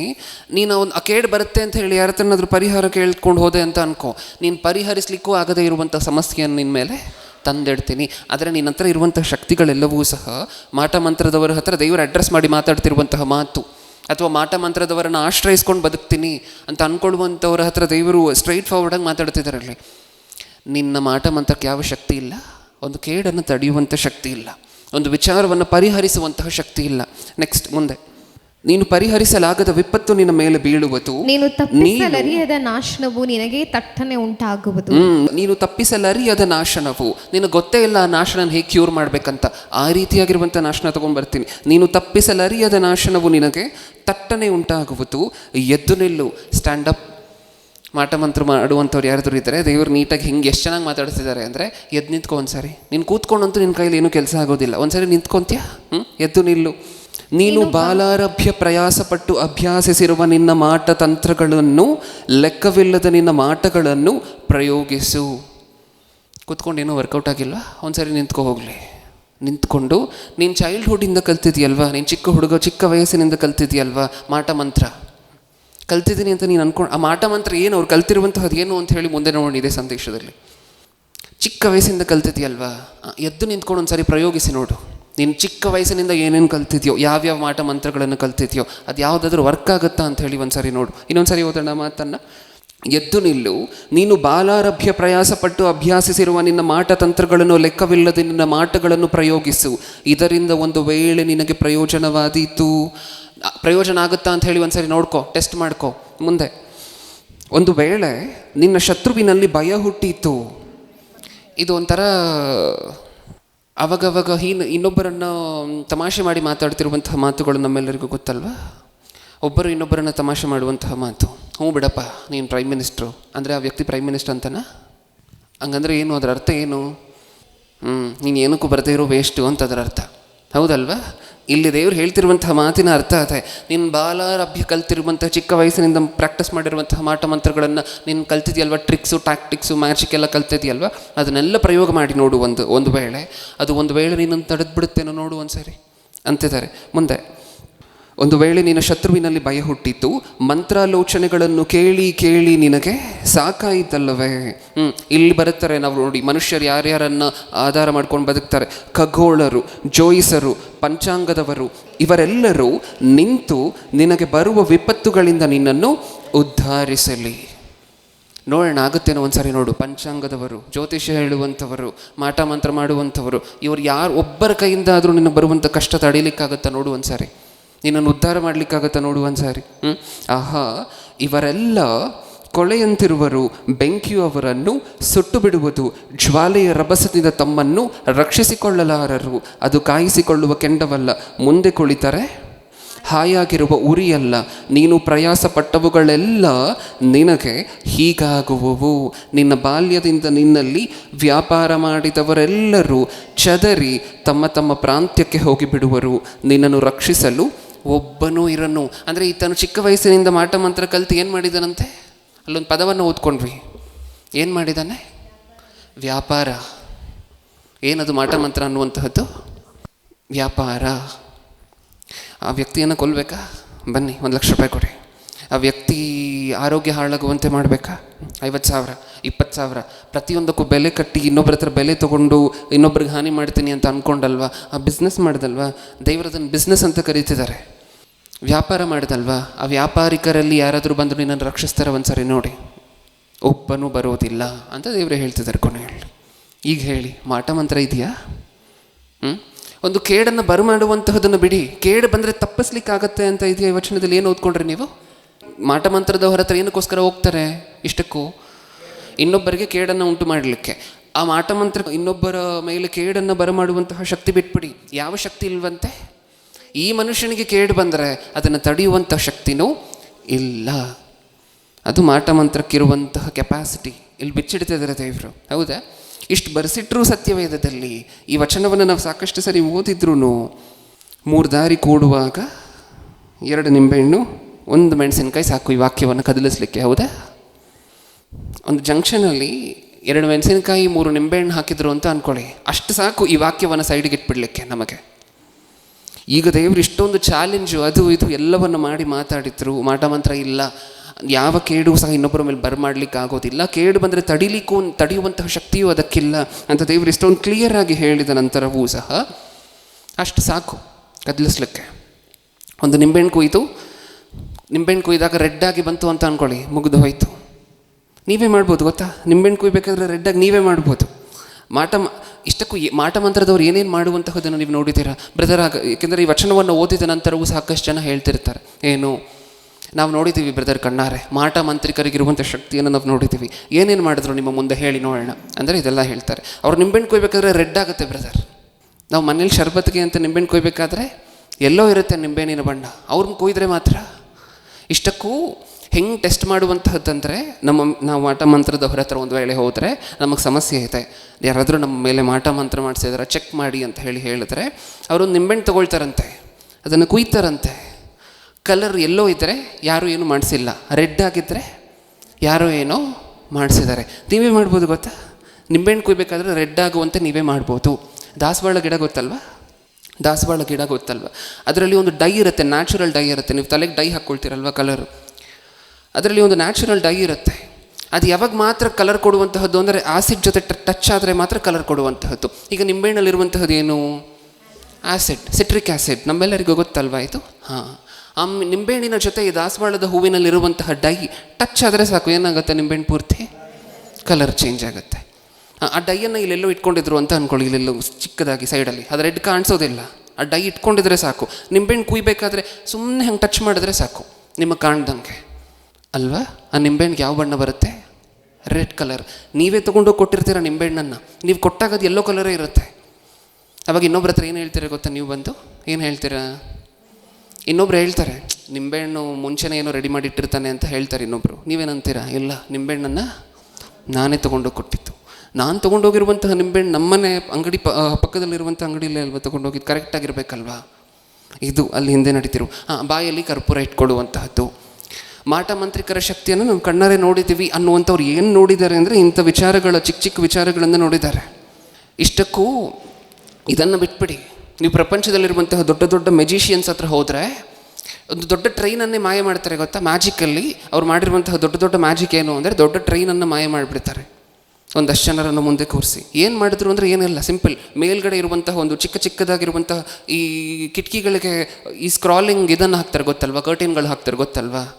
ಅದನ್ನು ಹಿಂಗೆ ತೆಗೆದ್ರೆ ಆಚೆ ಕಾಣಿಸುತ್ತೆ, ಮುಚ್ಚಿದ್ರೆ ಏನೂ ಕಾಣಿಸೋದಿಲ್ಲ. ಆ ರೀತಿಯಾಗಿರುವಂತಹ ಸ್ಪೆಷಲೈಸ್ಡ್ ಮಟೀರಿಯಲನ್ನು ಯೂಸ್ ಮಾಡಿದ್ದಾರೆ ಮ್ಯಾಜಿಕ್ಕೋಸ್ಕರ. ಅಂದರೆ ಮ್ಯಾಜಿಕ್ ಅನ್ನುವಂತಹದ್ದು ತಂತ್ರ ಅಲ್ಲದೊಂದು ರೀತಿಯಾಗಿರುವಂಥ ಕುತಂತ್ರ. ಮನುಷ್ಯರಿಗೆ ನೋಡಿದ ಹಾಗೆ ಇರುತ್ತೆ, ಆದರೆ ಅದು ಅಲ್ಲಿ ಇರೋದಿಲ್ಲ. ಇಲ್ಲಿ ಜೇಬಿಂದ ಪಾರಿವಾಳ ತೆಗೆಯುವಂತಹದ್ದು, ₹1 ಕಾಯಿನನ್ನು ಜೇಬಿಗೆ ಹಾಕ್ಕೊಳ್ಳುವಂತಹದ್ದು, ಈ ಕೈಯಿಂದ ತೆಗೆಯುವಂತಹದ್ದು, ಇದೆಲ್ಲ ಏನು? ಟೆಕ್ನಿಕಾ, ಮ್ಯಾಜಿಕ್ಕಾ, ಟ್ರಿಕ್ಸಾ? ಹೌದಲ್ವ? ಅಷ್ಟೇ ಅಲ್ವಾ ಅದು? ಅದನ್ನು ನೀವು ಪ್ರಾಕ್ಟೀಸ್ ಮಾಡಿದ್ರೆ ನೀವು ಮಾಡ್ಬೋದಾ? ಒಬ್ಬ ಮೆಜಿಷಿಯನ್ ಮತ್ತೆ ಪಾರಿವಾಳವನ್ನು ತೆಗಿತಾನಲ್ವಾ, ಜೇಬಿಂದನೋ ಎಲ್ಲಿಂದನೋ ಕೈಯಿಂದ ತೆಗಿತಾನೆ, ಎಲ್ಲೆಲ್ಲಿಂದನೋ ತೆಗಿತಾನೆ. ಆತನ ಕೋಟನ್ನು ನೋಡಿದರೆ ಯಾವತ್ತಾದರೂ? ಆತನ ಕೋಟನ್ನು ನೋಡಿದರೆ ನಾರ್ಮಲ್ ಸೂಟ್ ಇರೋದಿಲ್ಲ, ಅದು ಲೂಸ್ ಆಗಿ ದೊಗ್ಲೆ ಆಗಿ ಇಷ್ಟು ದೊಗ್ಲೆ ಇರುತ್ತೆ. ಹೌದಾ? ಯಾವ ಪಾರ್ಟಲ್ಲಿ ಆ ಕೋಟಲ್ಲಿ ಏನು ಬೇಕಾದರೂ ಸ್ಟೋರ್ ಮಾಡ್ಕೊಂಡು ಇಟ್ಕೊಂಡಿರ್ಬೋದು. ಪ್ರಿಪೇರ್ ಆಗಿ ಬಂದಿರ್ತಾರೆ. ಅದು ಡೈರೆಕ್ಟಾಗಿ ಬಂದು ಮಾಡುವಂತಹದ್ದೆಲ್ಲ ಮ್ಯಾಜಿಕ್ ಅನ್ನುವಂತಹದ್ದು. ಪ್ರಿಪೇರ್ ಆಗಿ ಬಂದಿರುವಂತಹದ್ದು ಈ ಮುಂಚೆ. ಆ ಕೋಟ್ ಇಲ್ಲದೆ ಮಾಡ್ಲಿಕ್ಕೆ ಹೇಳಿ ಮ್ಯಾಜಿಕ್ಕನ್ನು, ಪಾರಿವಾಳ ತೆಗಿಲಿಕ್ಕೆ ಹೇಳಿ ಕೋಟ್ ಇಲ್ಲದೆ. ಮೈ ಮೇಲಿರುವಂಥ ಕೋಟ್ ಇಲ್ಲದೆ ಪಾರಿವಾಳ ತೆಗೆಯುವಂಥವ್ರು ನೋಡಿದ್ದೀರಾ ನೀವು? ಹ್ಯಾಟ್ ಇಲ್ಲದೆ ತೆಗೆಯುವಂಥವ್ರನ್ನ ನೋಡಿದ್ದೀರಾ? ಬರೀ ಏನೂ ಇಲ್ಲದೆ ಒಂದೇ ಒಂದು ಬನಿಯನ್ ಹಾಕ್ಕೊಂಡು ಬಂದು ಮ್ಯಾಜಿಕ್ ಮಾಡಬೇಕು. ಆಗತ್ತಾ? ಈ ಥರ ಮ್ಯಾಜಿಕ್ ಮಾಡುವಂತಹದ್ದು ಆಗತ್ತಾ? ಅದೇ ಮ್ಯಾಜಿಕ್ ಇರುವಂತಹ ಟ್ರಿಕ್. ಹೌದಾ? ಇದನ್ನು ಇಷ್ಟಕ್ಕೂ ನೀವು ಆ ವಚನದಲ್ಲಿ ಓದ್ಕೊಂಡು ಬರಲ್ವಾ, ಈಶಾಯನ ಗ್ರಂಥದಲ್ಲಿ, ನೀನು ಬಾಲ್ಯದಿಂದ ಕಲಿತಾ ಬಂದಿರುವಂತಹ ವಿದ್ಯೆ ಅಂತ. ಇಷ್ಟಕ್ಕೂ ಏನು ಕಲ್ತಿದ್ದ ನೀವು ವ್ಯಕ್ತಿ? ಇದೇ ಮ್ಯಾಜಿಕ್ಕು. ಚಿಕ್ಕ ವಯಸ್ಸಿಂದ ಮ್ಯಾಜಿಕಲ್ಲಿ ಸ್ಪೆಷಲಿಸ್ಟ್ ಈ ವ್ಯಕ್ತಿ. ಇಲ್ಲಿ ದೇವರು ಯಾರ ಜೊತೆ ಮಾತಾಡ್ತಿದ್ದಾರೋ, ಇಲ್ಲಿ ಮಾಟ ಮಂತ್ರಿಕರು ಚಿಕ್ಕ ವಯಸ್ಸಿಂದ ಕಲ್ತಿರುವಂತಹ ವಿದ್ಯೆ ಏನು ಅಂದರೆ ಈ ರೀತಿಯಾಗಿರುವಂತಹ ಟ್ರಿಕ್ಗಳೇ. ನಿಂಬೆಹಣ್ಣು ಇದು ಮಾಡುವಂತಹದ್ದು, ಈ ರೀತಿಯಾಗಿ ಮಾಡುವಂತಹದ್ದು ಆ ಕಾಲದಿಂದ ಚಿಕ್ಕ ವಯಸ್ಸಿಂದ ಜನ ಇದನ್ನು ಪ್ರಾಕ್ಟೀಸ್ ಮಾಡ್ತಾ ಬರ್ತಿದ್ದಾರಂತೆ. ಆದರೆ ಮೂಢರು, ದಡ್ಡರು ಅದನ್ನು ನೋಡುವಂಥವ್ರು ಏನಂತ ಅರ್ಥ ಮಾಡ್ಕೊಳ್ತಿದ್ದಾರೆ? ಇದು ಮಾಟ ಮಂತ್ರ, ಕ್ಷುದ್ರ ಶಕ್ತಿಗಳ ಪವರು. ಇನ್ನೂ ಏನೇನು ಹೇಳಿದ್ದಾರೆ ಸತ್ಯವೇದದಲ್ಲಿ? ಇನ್ನೊಂದಷ್ಟು ವಚನಗಳನ್ನು ನೋಡೋಣ. ಅಪೊಸ್ತಲರ ಕೃತ್ಯಗಳು 19ನೇ ಅಧ್ಯಾಯ 15ನೇ ವಚನದಿಂದ 19-15. ಆದರೆ ದೆವ್ವವು ಅವರಲ್ಲಿ ಇಬ್ಬರಿಗೆ, ಯೇಸುವಿನ ಕುರಿತು ನನಗುಂಟು, ಪೌಲನನ್ನು ಬಲ್ಲೆನು, ನೀವಾದರೆ ಯಾರು ಎಂದು ಹೇಳಿತು. ಮತ್ತು ದೆವ್ವ ಹಿಡಿದಿದ್ದ ಆ ಮನುಷ್ಯನು ಅವರ ಮೇಲೆ ಹಾರಿ ಬಿದ್ದು ಅವರಿಬ್ಬರನ್ನು ಸೋಲಿಸಿ ಬಲಾತ್ಕರಿಸಿದ್ದರಿಂದ ಅವರು ಬೆತ್ತಲೆಯಾಗಿಯೂ ಗಾಯವುಳ್ಳವರಾಗಿಯೂ ಆ ಮನೆಗಳೊಳಗಿಂದ ಓಡಿ ಹೋದರು. ಈ ಸಂಗತಿ ಎಫೆಸದಲ್ಲಿ ವಾಸವಾಗಿದ್ದ ಎಲ್ಲ ಯಹೂದ್ಯರಿಗೂ ಗ್ರೀಕರಿಗೂ ತಿಳಿದು ಬಂದಾಗ ಅವರಿಗೆಲ್ಲರಿಗೆ ಭಯ ಹಿಡಿಯಿತು. ಮತ್ತು ಕರ್ತನಾದ ಯೇಸುವಿನ ಹೆಸರು ಪ್ರಖ್ಯಾತಿಗೆ ಬಂತು. ಆತನನ್ನು ನಂಬಿದವರಲ್ಲಿ ಅನೇಕರು ಬಂದು ತಮ್ಮ ಕೃತ್ಯಗಳನ್ನು ಒಪ್ಪಿಕೊಂಡು ತಿಳಿಸಿದರು. ಇದಲ್ಲದೆ ಮಾಟ ಮಂತ್ರಗಳನ್ನು ನಡೆಸಿದವರಲ್ಲಿ ಅನೇಕರು ತಮ್ಮ ಪುಸ್ತಕಗಳನ್ನು ತಂದು ಕೂಡಿಸಿ ಎಲ್ಲರ ಮುಂದೆ ಸುಟ್ಟುಬಿಟ್ಟರು. ಅವುಗಳ ಕ್ರಯವನ್ನು ಲೆಕ್ಕ ಮಾಡಿ 50,000 ಬೆಳ್ಳಿ ನಾಣ್ಯ ಆಯ್ತೆಂದು ತಿಳಿದುಕೊಂಡರು. ಈ ರೀತಿಯಾಗಿ ಕರ್ತನ ವಾಕ್ಯವು ಬಹಳವಾಗಿ ಹೆಚ್ಚುತ್ತಾ ಪ್ರಬಲವಾಯಿತು. ಸಾಕು. ಏನು ಅರ್ಥ ಆಯ್ತು ಈ ವಚನಗಳಿಂದ ನಮಗೆ? ಇದನ್ನು ಸಾಕಷ್ಟು ಸರಿ ನಾವು ಓದಿದ್ದೀವಲ್ವಾ? 1ನೇ ಶತಮಾನದಲ್ಲಿ ದೆವ್ವಗಳು ಹಿಡಿತಿತ್ತು ಅಂತ ನಾವು 2ನೇ ಮೆಸೇಜಲ್ಲಿ ಮಾತಾಡ್ಕೊಂಡಿದ್ವಿ. ಮೊದಲನೇ ಶತಮಾನದಲ್ಲಿ ಮನುಷ್ಯರಿಗೆ ದೆವ್ವ ಹಿಡಿದಿತ್ತು ಅನ್ನುವಂತಹದನ್ನು ಮಾತಾಡ್ಕೊಂಡಿದ್ವಿ. ಆ ದೆವ್ವಗಳು ಸಹ ಈಗಿನ ರೀತಿಯಲ್ಲಿ ದೆವ್ವ ಹಿಡಿಯುತ್ತೆ ಅಂತ ನಾವು ಅಂದ್ಕೊಂಡಿರುವಂತಹ ದೆವ್ವಗಳಲ್ಲ ಅಲ್ವಾ. ಅಪವಾದಿ ಮತ್ತು ಅನುಚರರು, ಸತ್ತಂಥವರು ಎದ್ದು ಬರುವಂತಹದ್ದಲ್ಲ. ಯಾರು ಆ ದೆವ್ವಗಳು ಮೊದಲನೇ ಶತಮಾನದಲ್ಲಿ ಹಿಡಿತಿದ್ದಂತಹ ದೆವ್ವಗಳು ಯಾರು? ದುರಾತ್ಮಗಳು, ಅಪವಾದಿಯ ಅನುಚರರು. ಓಕೆ, ಇವ್ರು ಹಿಡಿತಿದ್ದು ಏನಕ್ಕೋಸ್ಕರ ಅಂತ ನಾವು ಮಾತಾಡ್ಕೊಂಡ್ವಿ ಕಳೆದ ವಾರ. ಈ ದೆವ್ವಗಳು ಮೈ ಮೇಲೆ ಬಂದು ಏನಂತ ಕೂಗಿ ಆರ್ಭಟಿಸಿ ಏನಕ್ಕೋಸ್ಕರ ಹಿಡಿತಿದ್ವು ಅಂತ ಹೇಳಿ ಮಾತಾಡ್ಕೊಂಡಿದ್ವಿ. ದೇವರ ಕುಮಾರನೇ, ನೀನು ಪ್ರತಿಷ್ಠಿಸಿದವನು ಅಂತ ಹೇಳಿ ಪ್ರತಿ ದೆವ್ವನು ಕೂಗಿ ಕೂಗಿ ಹೇಳಿರುವಂತಹ ದೆವ್ವಗಳೇನ? ಹೌದು. ಅಂದರೆ ಆಗ ದೆವ್ವಗಳು ಹಿಡಿತಿತ್ತು ಅಂತ ಹೇಳಿದ್ರೆ ಅದಕ್ಕೊಂದು ಕಾರಣ ಇತ್ತು. ಆ ಸಮಯದಲ್ಲಿ ಮನುಷ್ಯರೇ ಯೇಸುಕ್ರಿಸ್ತರನ್ನ ದೇವರ ಕುಮಾರನು ಅಂತ ಹೇಳಿ ನಂಬದೇ ಇರುವಂತಹ ಕಾಲ ಅದು. ಆ ಟೈಮಲ್ಲಿ ಈ ದೆವ್ವಗಳ ಮೂಲಕ ದೇವರು ಸತ್ಯವೇದದಲ್ಲಿ ನೀವು ಪೂರ್ತಿಯಾಗಿ ಸತ್ಯವೇದವನ್ನು ಪ್ರತಿ ಘಟನೆಯಲ್ಲೂ ಸ್ಟ್ರೆಸ್ ಕೊಟ್ಟು ಓದಬೇಕಾದ್ರೆ ಒಂದು ಕೆಟ್ಟದ್ದನ್ನು ಇನ್ನೊಂದು ಕೆಲಸಕ್ಕೋಸ್ಕರ ದೇವರು ಉಪಯೋಗ ಮಾಡಿಕೊಡುವಂತಹದ್ದು ನಿಮ್ಮ ಕಣ್ಣು ಕಾಣಿಸುತ್ತೆ. ನಿಜನಾ? ಕೆಟ್ಟದ್ದೇ. ಆ ಕೆಟ್ಟದ್ದನ್ನು ದೇವರು ಉಪಯೋಗ ಮಾಡ್ಕೊಳ್ತಾರೆ ಕೆಲವೊಂದು ಸಾರಿ. ನೀವು ನೋಡಿದ್ದೀರಾ ಅಲ್ವಾ? ಇಸ್ರಾಯೇಲಿಯರಿಗೆ ಶಿಕ್ಷೆ ಕೊಡಲಿಕ್ಕೆ ಯಾರನ್ನು ಬಳಸ್ಕೊಂಡ್ರು ದೇವರು? ನೆಬೂಕದ್ನೆಚ್ಚರನ್ನು ಬಳಸ್ಕೊಂಡ್ರೆ, ರಾಜನಾಗಿರುವಂತಹ ನೆಬೂಕದ್ನೆಚ್ಚರನ್ನು ಬಳಸ್ಕೊಂಡ್ರೆ ಸೆರೆಗೆ ತೊಗೊಂಡು ಹೋಗ್ಲಿಕ್ಕೆ. ನೆಬೂಕದ್ನೆಚ್ಚರ ನೀತಿವಂತನ ಅಲ್ಲ. ಅಂದರೆ ಒಬ್ಬ ಪಾಪಿಯನ್ನು ಉಪಯೋಗ ಮಾಡಿಕೊಂಡು ಕೆಲವು ದೇವರು ಅಂದ್ಕೊಂಡಿರುವಂಥ ಸಂಕಲ್ಪಗಳನ್ನು ನೆರವೇರಬೇಕು ಅಂದರೆ ನೆರವೇರಿಸ್ಕೊಳ್ತಿರುವಂತಹದ್ದು ಸಾಕಷ್ಟು ಘಟನೆಗಳನ್ನು ನೋಡ್ತೀವಿ ನಾವು ಸತ್ಯವೇದದಲ್ಲಿ. ಹಾಗೆ ಈ ಮೊದಲನೇ ಶತಮಾನದಲ್ಲಿ ದೆವ್ವಗಳು ಮನುಷ್ಯರಿಗೆ ಏನು ಹಿಡಿತಿತ್ತಲ್ವ, ಇದನ್ನು ದೇವರು ಉಪಯೋಗ ಮಾಡಿಕೊಂಡ್ರು. ಯಾವ ಥರ ಉಪಯೋಗ ಮಾಡಿಕೊಂಡ್ರು ಅಂದರೆ, ತನ್ನ ಮಗನು ದೇವರ ಕುಮಾರನೇ, ದೇವರಿಂದ ಪ್ರತಿಷ್ಠಿಸಲ್ಪಟ್ಟವನ್ನೇ ಅನ್ನುವಂಥದ್ದು ನಿರೂಪಣೆ ಮಾಡಲಿಕ್ಕೆ ಈ ರೀತಿಯಾಗಿರುವಂಥ ಉಪಯೋಗಗಳೆಲ್ಲ ಮೊದಲನೇ ಶತಮಾನದಲ್ಲಿ ನಡೀತು. ಯಾವಾಗವರೆಗೂ ನಡೀತು? ಇವಾಗೂ ಹಿಡಿಯುತ್ತಾ ದೆವ್ವಗಳು ಮನುಷ್ಯರಿಗೆ? ಇಲ್ಲ ಅಲ್ವಾ? ಯಾಕೆಂದರೆ ವಾಕ್ಯ ಅನ್ನುವಂತಹದ್ದು, ಯೇಸುಕ್ರಿಸ್ತರು ಅನ್ನುವಂಥವರು ಜನರ ಮನಸ್ಸಿನಲ್ಲಿ ಸ್ಥಿರಪಟ್ಟಿರುವಂತಹ ಕಾಲ ಇದು. ಅದು ಸ್ಥಿರಪಡಿಸುತ್ತಿರುವಂತಹ ಕಾಲ, ಸ್ಥಿರಪಡ್ತಿರುವಂತಹ ಕಾಲ ಇನ್ನೂ ಸಹ. ಓಕೆ, ಈಗ ಈ ದೆವ್ವಗಳು ಮನುಷ್ಯರಿಗೆ ಹಿಡಿದಾಗ ಮೊದಲನೇ ಶತಮಾನದಲ್ಲಿ ನಾವು ಸಹ ಟ್ರೈ ಮಾಡೋಣ ಅಂತ ಹೇಳಿ ಸ್ವಲ್ಪ ಜನ ಮಾಡ್ತಿದ್ರಂತೆ ಈ ಕೆಲಸಗಳನ್ನು. ಅವರು ಪೌಲನೇ ಹೇಳುವಂತಹದ್ದೇನು, ಯೇಸುಕ್ರಿಸ್ತರು ಹೇಳಿದ್ರೆ ಮಾತ್ರ ನಾ ದೆವ್ವ ಹೋಗುವಂತಹದ್ದು, ನಾನು ಹೇಳ್ತೀನಿ ಅಂತ ಹೋಗಿ ಒಬ್ಬ ದೆವ್ವ ಹಿಡಿದಿರುವಂಥ ಮನುಷ್ಯನ ಹತ್ರ ಆಟ ಆಡ್ಲಿಕ್ಕೆ ಹೋದ್ರಂತೆ. ಏನಾಯ್ತಂತೆ ಇವ್ರ ಗತಿ? ಆಮೇಲೆ ಏನಾಯಿತು? ಆ ದೆವ್ವಗಳೇನಂದ್ವು? ನನಗೆ ಯೇಸು ಗೊತ್ತು, ಪೌಲನು ಗೊತ್ತು, ಎಲ್ಲರೂ ಗೊತ್ತು, ಮಧ್ಯದಲ್ಲಿ ನೀನು ಯಾರು ಅಂತ ಹೇಳಿ ಅಂದು ಸರಿಯಾಗಿ ಕೊಟ್ಟು 1-2-3 ಏಟುಗಳು, ಆಮೇಲೆ ವಿಚಿತ್ರವಾಗಿರುವಂಥ ಹಿಂಸೆ ಟಾರ್ಚರ್ಗಳನ್ನೆಲ್ಲ ಇವರು ಕೊಟ್ಟು ಕಳಿಸ್ತವೆ. ಹೌದಾ? ಇನ್ನೊಂದು ಸರಿ ಓದೋಣ ವಚನವನ್ನು. 19:15.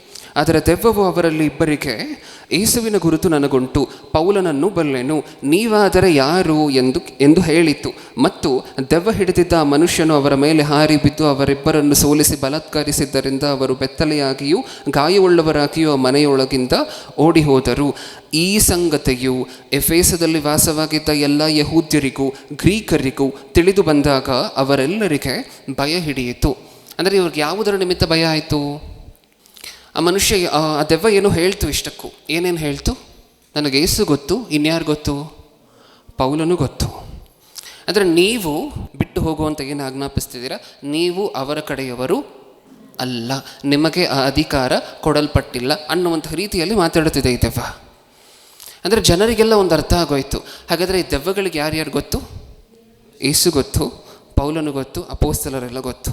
ಹಾಗಿದ್ರೆ ಅವರ ಹತ್ರ ಇರುವಂಥ ಶಕ್ತಿ ನಿಜವಾಗಿರುವಂತಹದ್ದು ಅಂತ ಜನಕ್ಕೆ ಗೊತ್ತಾಯಿತು.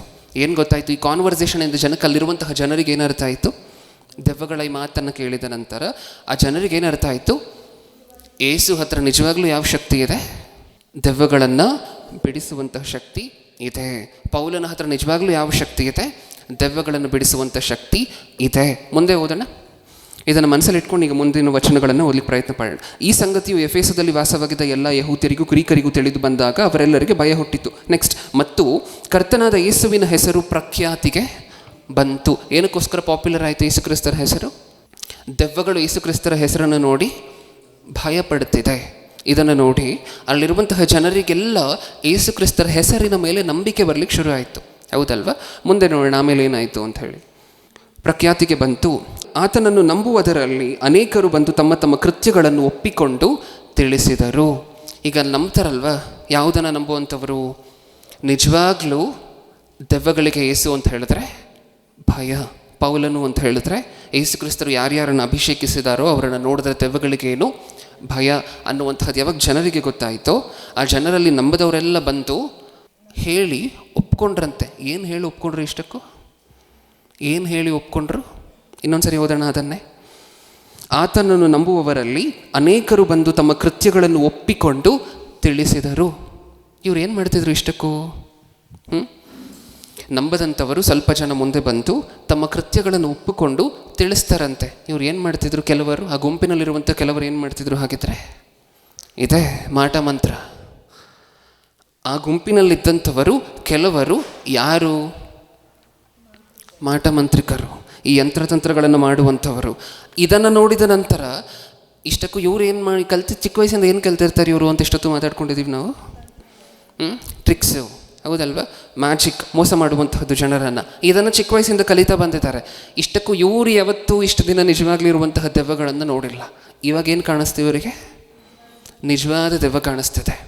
ಅದನ್ನು ನೋಡಿ ಭಯಪಟ್ಟು, ಈ ದೆವ್ವ ಯೇಸುಕ್ರಿಸ್ತರ ಹೆಸರನ್ನು ನೋಡಿ ನಡುಗುವಂತಹದನ್ನು ನೋಡಿ ಇದಕ್ಕಿನ್ನೂ ಭಯಪಟ್ಟು ತಾವು ನಂಬಿರುವಂತಹ ಮಾಟ ಮಂತ್ರ, ತಾವು ಕಲ್ತಿರುವಂತಹ ಟ್ರಿಕ್ಗಳನ್ನೆಲ್ಲ ಅವ್ರ ಮುಂದೆ ಬಂದು ತಿಳಿಸಿ ಒಪ್ಕೊಳ್ತಿದ್ದಾರೆ. ನಾವು ಇಷ್ಟು ದಿನ ಮಾಡಿರುವಂತಹದ್ದು ಮೋಸ ಅಂತ. ಮುಂದೆ ಓದೋಣ.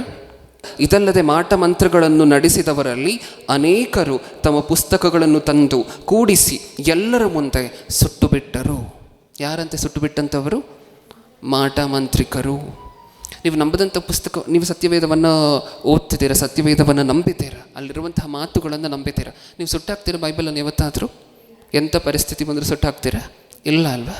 ಇವ್ರೇನು ಮಾಡಿದ್ರಂತೆ? ತಾವು ನಂಬಿದ್ದಂಥ ಪುಸ್ತಕಗಳನ್ನು, ಚಿಕ್ಕ ವಯಸ್ಸಿಂದ ಅಭ್ಯಾಸ ಮಾಡ್ಕೊಂಡು ಬಂದಿರುವಂತಹ ಮಾಟ ಮಂತ್ರಗಳ ಪುಸ್ತಕಗಳನ್ನು, ಆ ಗೈಡ್ಗಳನ್ನೆಲ್ಲ ಏನು ಮಾಡಿದ್ರಂತೆ? ತಂದು ಸುಟ್ಟಾಕಿದ್ರಂತೆ.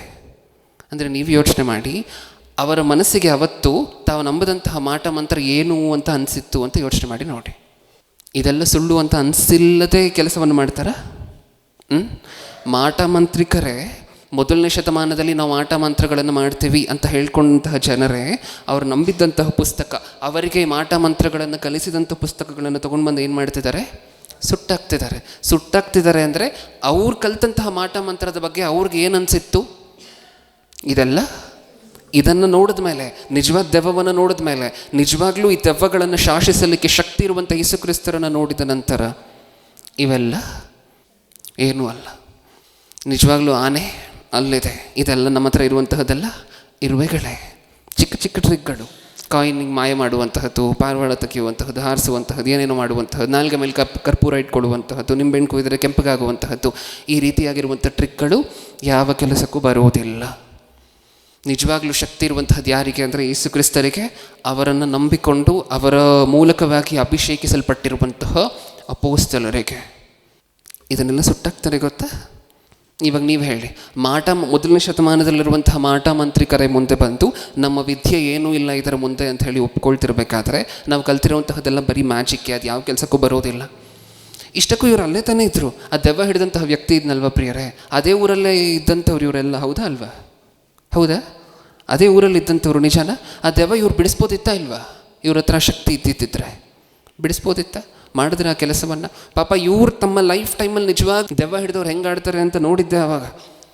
ಇದನ್ನು ನೋಡಿದ ನಂತರ ಅವ್ರಿಗೂ ಭಯ ಆಗಿ, ಇನ್ನೇನಿಲ್ಲ, ನಾವು ನಂಬಿರುವಂತಹದೆಲ್ಲ ವೇಸ್ಟ್, ನಾವು ನಂಬಿರುವಂತಹದೆಲ್ಲ ಕ್ಷುಲ್ಲಕವಾಗಿರುವಂತಹ ವಿಚಾರಗಳು, ನಾವು ಮಾಡ್ತಿರುವಂತಹ ಮ್ಯಾಜಿಕ್ ಯಾವ ಕೆಲಸಕ್ಕೂ ಬರೋದಿಲ್ಲ ಅಂತ ನಂಬಿ ತೊಗೊಂಡು ಬಂದು ಪುಸ್ತಕಗಳನ್ನು ಸುಟ್ಟಾಕ್ತಾರೆ.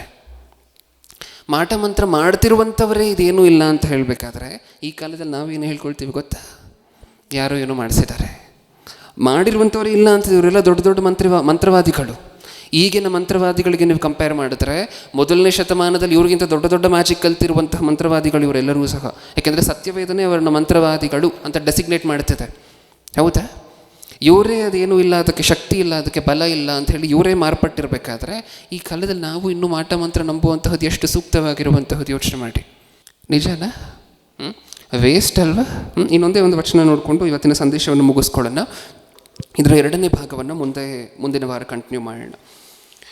ಅಪೊಸ್ತಲರ ಕೃತ್ಯಗಳು 13ನೇ ಅಧ್ಯಾಯ 8ನೇ ವಚನದಿಂದ ಓದೋಣ. 13:8. ಆದರೆ ಆ ಮಂತ್ರವಾದಿಯಾದ ಎಲುಮನು ಅವರಿಗೆ ಎದುರು ನಿಂತು ಅಧಿಪತಿಯು ಕ್ರಿಸ್ತನನ್ನು ನಂಬದ ಹಾಗೆ ಪ್ರಯತ್ನಿಸಿದನು. ಎಲುಮನೆಂಬ ಹೆಸರಿಗೆ ಮಂತ್ರವಾದಿ ಎಂಬುದೇ ಅರ್ಥ. ಇಲ್ಲೊಬ್ಬ ಮಂತ್ರವಾದಿ ಸಿಕ್ತ ನಮ್ಮ ಕಣ್ಣಿಗೆ ಅಲ್ವಾ? ಸತ್ಯವೇದದಲ್ಲಿ ಸತ್ಯವೇದನೆ ಆತನನ್ನು ಮಂತ್ರವಾದಿ ಅಂತ ಹೇಳಿ ಡೆಸಿಗ್ನೇಟ್ ಮಾಡಿದೆ. ಓಕೆ, ಈ ಮಂತ್ರವಾದಿಗೆ ಏನಾಯ್ತಂತೆ ಪಾಪ ಈಗ?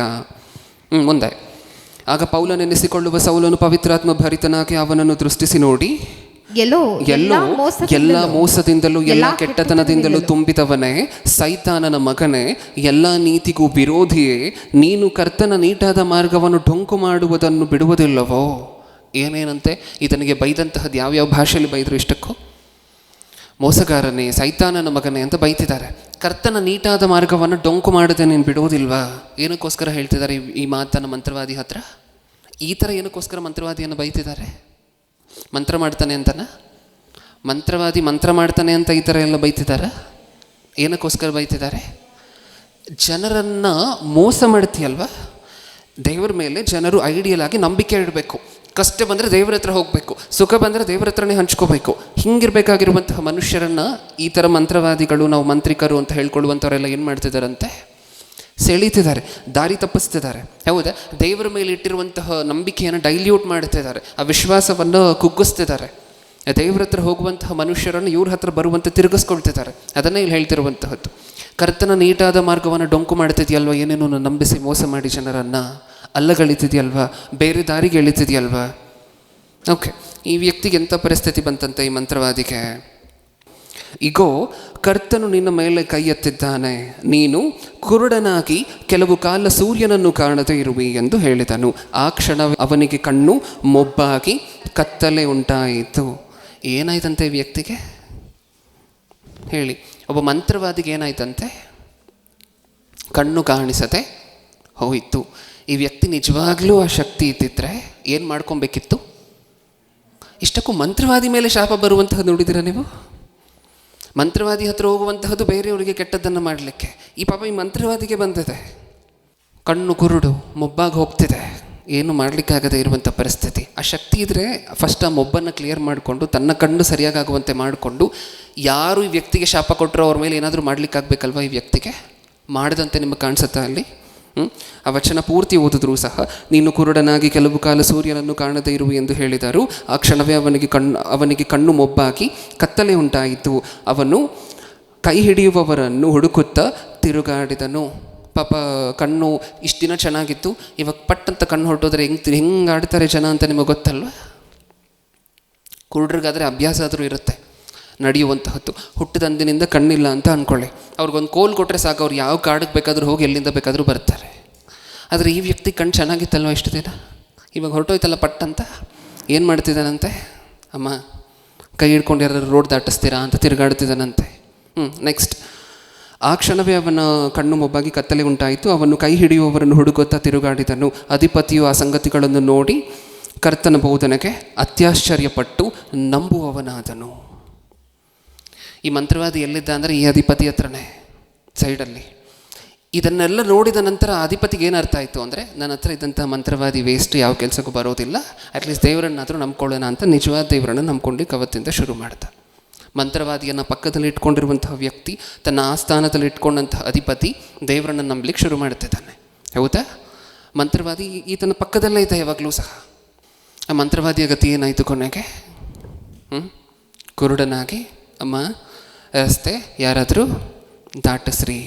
ನೀವು ಕಷ್ಟ ಆದರೆ ಮಂತ್ರವಾದಿ ಹತ್ರ ಹೋಗ್ತೀರಾ ಏನು? ಮತ್ತೆ ಪಾಪ ಮಂತ್ರವಾದಿಗಳಿಗೆ, ಸತ್ಯವೇದಲ್ಲಿರುವಂತಹ ಮಂತ್ರವಾದಿಗಳಿಗೆ ಕಣ್ಣು ಹೋಗುವಂತಹದ್ದು, ಕುರುಡರಾಗುವಂತಹದ್ದು, ಅವರೇ ಇನ್ನೊಬ್ಬರ ಹತ್ರ ಹೆಲ್ಪ್ ಕೇಳಿಕೊಂಡು ರಸ್ತೆ ದಾಟಲಿಕ್ಕೆ ಅಲ್ಲಿಗೆ ಇಲ್ಲಿಗೆ ಎಲ್ಲ. ಇದು ಮಂತ್ರವಾದಿಗಳ ಪರಿಸ್ಥಿತಿ. ಇನ್ನೊಂದು ಕಡೆ ನೋಡಿದ್ರೆ ಮಂತ್ರವಾದಿಗಳು ತಾವು ನಂಬಿದಂತಹ ಪುಸ್ತಕಗಳೇನೂ ಅಲ್ಲ ಅಂತ ಹೇಳಿ ತೊಗೊಂಡು ಬಂದು ಸುಟ್ಟಾಕ್ತಾರೆ. ಇಲ್ಲಿ ನೋಡಿದ್ರೆ ಈ ವ್ಯಕ್ತಿಗೆ ಪಾಪ ದಾರಿನೇ ಕಾಣದೇ ಇರುವಂತಹ ಪರಿಸ್ಥಿತಿ. ಹೌದಾ? ಇದಿಷ್ಟನ್ನು ನೋಡಿದ ನಂತರ ಹೇಳಿ, ಮಂತ್ರತಂತ್ರಗಳು, ಮಾಟ ಮಂತ್ರ ಇದೆಯಾ? ಹಾಗಾದರೆ ಬ್ರದರ್, ಹಳೆ ಒಡಂಬಡಿಕೆಯಲ್ಲಿ ಸಾಕಷ್ಟು ಸರಿ ಮಾಟ ಮಂತ್ರಗಳ ಸನ್ನಿವೇಶವನ್ನು ನೋಡ್ಕೊಳ್ತೀವಲ್ವಾ? ನೋಡೋಣ ಮುಂದಿನ ವಾರ. ಇದೇ ಸಂದೇಶದ ಮಾಟ ಮಂತ್ರಗಳು ಅನ್ನುವಂಥ ಈ ಉಪಭಾಗದ 2ನೇ ಭಾಗವನ್ನು ಮುಂದಿನ ವಾರ ನೋಡೋಣ. ಆಗ ಹಳೆ ಒಡಂಬಡಿಕೆಯಲ್ಲಿರುವಂಥ ಸಂಗತಿಗಳನ್ನೆಲ್ಲ ತಗೊಳ್ಳೋಣ. ಅಲ್ಲಿ ಮಾಟ ಮಂತ್ರ ನಡೀತಾ, ಮಾಟ ಮಂತ್ರ ಮಾಡಿದಂಥವ್ರು ಏನು ಮಾಡಿದ್ರು, ಅಲ್ಲಿ ಏನು ನಡೀತು ಮೋಸ ಅನ್ನುವಂತಹದ್ದನ್ನು ಮುಂದಿನ ವಾರ ನೋಡೋಣ. ಆದರೆ ಈ ವಾರ ಆಲೋಚನೆ ಮಾಡಿರುವಂಥ ಸಂಗತಿಗಳು ಅರ್ಥ ಆಯಿತು ನಮಗೆ? ದೇವರು ಹೇಳಿದ್ದಾರೆ, ಮಾಂತ್ರಿಕರಿಗೆ ಯಾವ ಶಕ್ತಿಯೂ ಸಹ ಇಲ್ಲ. ಕೇಡನ್ನು ಬರುವಂತಹದನ್ನು ಬಿಡಿ, ಅವ್ರಿಗೆ ಬಂದಿರುವಂತಹ ಕೇಡನ್ನು ದೂರ ಮಾಡಿಸುವಂತಹ ಶಕ್ತಿನೂ ಸಹ ಮಾಟ ಮಂತ್ರಿಕರಿಗೆ ಇಲ್ಲ. ಇನ್ನೊಂದು ನೋಡಿದಿರಲ್ವ ಪ್ರಿಯರೇ ನೀವು, ನಾನು ಆಗಲೇ ಹೇಳಿದೆ, ಬೊಂಬೆ ಮಾಟ ಅನ್ನುವಂತಹದ್ದು. ಒಂದು ಗೊಂಬೆಯನ್ನು ತಗೊಳ್ಳುವಂತಹದ್ದು, ಆ ಗೊಂಬೆಗೆ ಒಂದು ಕಡ್ಡಿಯನ್ನು ತಗೊಳ್ಳುವಂತಹ ಚುಚ್ಚುವಂತಹದ್ದು. ಇಲ್ಲಿ ಗೊಂಬೆಗೆ ಚುಚ್ಚಿದ್ರೆ ಎಲ್ಲಿರುವಂತಹ ಯಾರಿಗೋ ಏನೋ ನೋವಾಗತ್ತೆ. ಅದನ್ನು ಎಷ್ಟು ಜನ ನಂಬ್ತಾರೆ ಗೊತ್ತಾ? ಈಗಲೂ ಸಹ ಈ ಬೊಂಬೆ ಮಾಟವನ್ನು ಹಳ್ಳಿಗಳ ಕಡೆ ಎಷ್ಟು ಜನ ನಂಬ್ತಾರೆ ಗೊತ್ತಾ? ಒಂದು ಡಾಲನ್ನು ತಗೊಂಡು ಆ ಡಾಲ್ಗೆ ಚುಚ್ಚಿದ್ರೆ ಅಥವಾ ಡಾಲ್ಗೆ ಹೊಡೆದ್ರೆ ಅಲ್ಲಿರುವಂಥ ವ್ಯಕ್ತಿಗೆ ಏಟು ಬೀಳುತ್ತಂತೆ. ಎಲ್ಲಿ ಒಂದು ಡಾಲನ್ನು ತೊಗೊಂಡು ಬನ್ನಿ ನೋಡೋಣ, ಮೋದಿಗೆ ಏನಾದರೂ ಆಗುತ್ತಾ ಅಂತ ಹೇಳಿ. ಆಗುತ್ತಾ? ಹೋಗ್ಲಿ, ಚೀಫ್ ಮಿನಿಸ್ಟರ್ಗೆ ಏನಾದರೂ ಆಗುತ್ತಾ? ಯಾರಿಗಾದರೂ ಏನಾದರೂ ಆಗುತ್ತಾ? ಹಾಗಾಗೋ ನಾವಾಗಲೇ ಅದಕ್ಕೆ ಮಾತಾಡ್ಕೊಂಡ್ವಿ, ಈ ಎಲೆಕ್ಷನ್ ಟೈಮಲ್ಲೆಲ್ಲ ಏನಕ್ಕೋಸ್ಕರ ಅಷ್ಟೊಂದು ಕೋಟಿ ಖರ್ಚು ಏನಕ್ಕೋಸ್ಕರ? ಅಪೋಸಿಷನ್ ಲೀಡ್ರಿಗೆ ಒಂದು ಬೊಂಬೆ ಮಾಡಿಬಿಟ್ಟು ಆ ಬೊಂಬೆಗೆ ಇಷ್ಟ ಬಂದಂತೆ ಮಾಡ್ತಾರೆ. ಅವ್ನು ಬರ್ತಾನೆ ಎಲೆಕ್ಷನ್ಗೆ? ನಾಮಿನೇಷನ್ ಆದರೂ ಹಾಕ್ತಾರಾ? ಇಲ್ಲ. ಮಾಡ್ಬೋದಲ್ವಾ ಆಗೋ ಹಂಗಿದ್ರೆ? ಇದು ಪರಿಸ್ಥಿತಿ. ಇದೆಲ್ಲದಕ್ಕೂ ಒಂದೇ ಕಾರಣ, ಮೂಢನಂಬಿಕೆಗಳು. ಇಷ್ಟಕ್ಕೂ ನಮ್ಮಲ್ಲಿ ಎಷ್ಟು ಮೂಢನಂಬಿಕೆಗಳಿದೆಯೋ, ನಮ್ಮ ಸಮಾಜದಲ್ಲಿ ಎಷ್ಟು ಮೂಢನಂಬಿಕೆಗಳಿದೆಯೋ ಅಷ್ಟೂ ಮೂಢನಂಬಿಕೆಗಳಿಗೆ ಒಂದೇ ಮೂಲ ಕಾರಣ, ದೇವರ ಮಾತನ್ನು ನಂಬದೇ ಇರುವಂತಹದ್ದು, ದೇವರನ್ನು ವಿಶ್ವಾಸಿಸದೇ ಇರುವಂತಹದ್ದು. ಓಕೆ, ನಮಗೆ ಆ ಪರಿಸ್ಥಿತಿ ಬರುವಂತಹದ್ದು ಬೇಡ ಅಲ್ವಾ? ನಾವು ಯಾವಾಗಲೂ ಸಹ ಯಾರಾದರೂ ಬಂದು ಹೇಳಿದ್ರು ಅಂತ ಅಂದ್ಕೊಳ್ಳಿ, ನಾಳೆ ನಿಜವಾಗ್ಲೂ ನಾವು ನೋಡಿದ್ವಿ, ವಿಚಿತ್ರ ಆಯಿತು, ಅಲ್ಲಿ ಏನೇನೋ ಆಯಿತು, ಮಾಟ ಮಂತ್ರಿಕರು ಏನೇನೋ ಮಾಡ್ದ ಅಂತ ಹೇಳಿ. ಆದರೂ ನೀವೇನನ್ಬೇಕು? ಅದು ಸುಳ್ಳೆ. ಆದರೂ ಅವ್ನು ಬಂದು ಅದನ್ನು ಸತ್ಯದ ರೀತಿಯಲ್ಲಿ ಚಿತ್ರಿಸಲಿಕ್ಕೆ ಟ್ರೈ ಮಾಡ್ತಿದ್ದಾನೆ ಅಂತ ಅಂದ್ಕೊಳ್ಳಿ. ಆದರೂ ಏನು ಹೇಳಬೇಕು? ನನ್ನ ತಂದೆ ಹೇಳಿದ್ದಾರೆ, ಮಾಟ ಮಂತ್ರ ಇಲ್ಲ, ಅದಕ್ಕೆ ಯಾವ ಶಕ್ತಿಯೂ ಇಲ್ಲ, ಅದೆಲ್ಲವೂ ಸಹ ಬರೀ ಟ್ರಿಕ್ಗಳು, ಮ್ಯಾಜಿಕ್ಗಳು, ಜನರನ್ನು ಮೋಸ ಮಾಡುವಂತಹದ್ದೇ. ಓಕೆ, ಕಣ್ಮುಚ್ಚಿ ಉಳಿದ ಭಾಗವನ್ನು ಮುಂದಿನ ವಾರ ಮಾತಾಡ್ಕೊಳ್ಳೋಣ. ಪ್ರೀತಿಯುಳ್ಳ ಪರಲೋಕದಲ್ಲಿರುವ ನಮ್ಮ ತಂದೆಯೇ, ಸತ್ಯವೇದದಲ್ಲಿ ನಿಮ್ಮ ಮಕ್ಕಳು ಬೇರೆ ಬೇರೆ ದಿಕ್ಕುಗಳಿಗೆ ನಿಮ್ಮಿಂದ ದೂರ ಚದರಿ ಹೋಗ್ತಿರ್ಬೇಕಾದ್ರೆ, ಒಬ್ಬರು ಮಾಟ ಮಂತ್ರ ಅಂತ, ಇನ್ನೊಬ್ಬರು ಬೊಂಬೆ ಮಾಟ ಅಂತ, ಇನ್ನೊಬ್ಬರು ವಾಸ್ತು ಅಂತ, ಇನ್ನೊಬ್ಬರು ಜ್ಯೋತಿಷ್ಯ ಅಂತ ಹೇಳಿ ಚದರಿ ದೂರ ಆಗ್ತಿರ್ಬೇಕಾದ್ರೆ, ನೀವು ಮತ್ತೆ ಎಲ್ಲರನ್ನೂ ಸಹ ನಿಮ್ಮ ಹತ್ರ ಕರ್ಕೊಳ್ಲಿಕ್ಕೆ ಇದೆಲ್ಲವೂ ಸುಳ್ಳು ಅಂತ ಹೇಳಿ ಮತ್ತೆ ಮತ್ತೆ ಮತ್ತೆ ಸತ್ಯವೇದದಲ್ಲಿ ನಿರೂಪಣೆ ಮಾಡಿದಿರ ತಂದೆ. ಅದಷ್ಟು ಓದಿದ ನಂತರವೂ ಸಹ ಒಂದು ಚಿಕ್ಕ ವಿಚಾರ ಬಂದರೆ ನಮ್ಮ ವಿಶ್ವಾಸವನ್ನು ಕಳ್ಕೊಡುವಂತಹ ಪರಿಸ್ಥಿತಿ. ನಾವು ಹಾಗಿರದೆ ನೀವು ಹೇಳುವಂತಹ ಮಾತಿನ ಮೇಲೆ, ನೀವು ಹೇಳಿರುವಂತಹ ಮಾತಿನ ಮೇಲೆ ಅಗಾಧವಾಗಿರುವಂತಹ ದೃಢವಾಗಿರುವಂತಹ ನಂಬಿಕೆ ಇಟ್ಟು, ಅದೊಂದನ್ನು ಬಿಟ್ಟು ಪ್ರಪಂಚದಲ್ಲಿ, ಇಡೀ ಪ್ರಪಂಚದಲ್ಲಿ ಯಾರು ಹೇಳಿದ್ರು ಏನು ಹೇಳಿದ್ರೂ ಸಹ ನಂಬದೆ ಇರುವಂತಹ ಮಕ್ಕಳನ್ನಾಗಿ ನಮ್ಮನ್ನು ಮಾರ್ಪಡಿಸಿ, ಆ ವಿಶ್ವಾಸ ನಮ್ಮಲ್ಲಿ ಬೆಳೆಯುವಂತೆ ಕೃಪೆಯನ್ನು ಕೊಟ್ಟು ನಡೆಸಿ. ನನ್ನ ಪ್ರಾರ್ಥನೆ ಯೇಸು ಕ್ರಿಸ್ತರ ನಾಮದಲ್ಲಿ ಸಮರ್ಪಿಸಿ ಬೇಡಿಕೊಳ್ಳುತ್ತಿದ್ದೇನೆ, ಪರಲೋಕದಲ್ಲಿರುವ ನಮ್ಮ ತಂದೆ. ಆಮೆನ್.